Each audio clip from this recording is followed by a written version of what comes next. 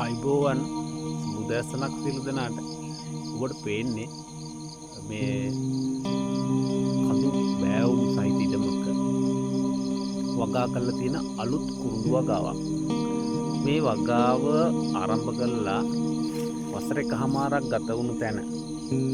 මෙන්න මේ විදිහට තමයි ඔබට දකින්න පුළුවන් වෙන්නේ.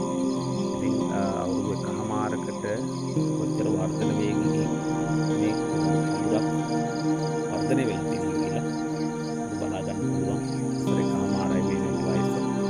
වසර එකහමාරක් ඇතුළත අඩි 5කට වඩා උස කුරුඳු යායක් අපිට බලා ගන්න පුළුවන්. මේ බෑවුම් සහිත ඉඩමක දල බෑවුමක් තියෙන ඉඩමක ඔබට පේන විදිය මම පහළම කොටස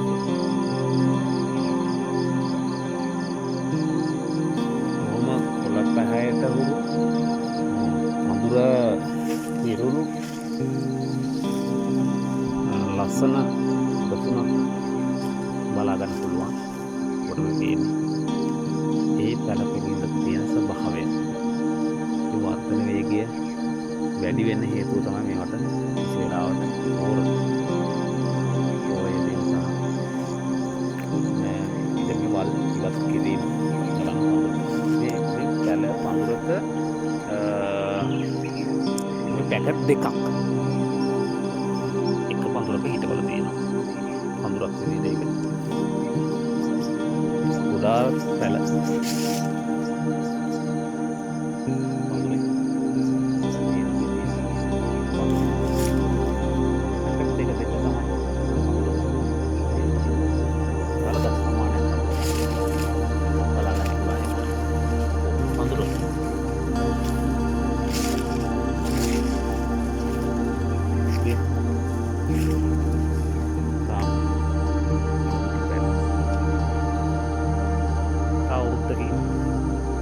marketing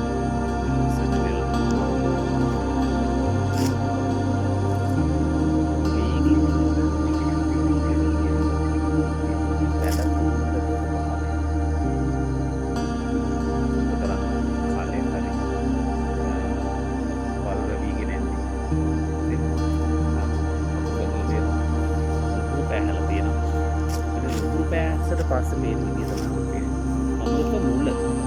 මුල අඩි එකහමාරක් දෙකක් උසට පැහැදිලිව බලා ගන්න පුළුවන්.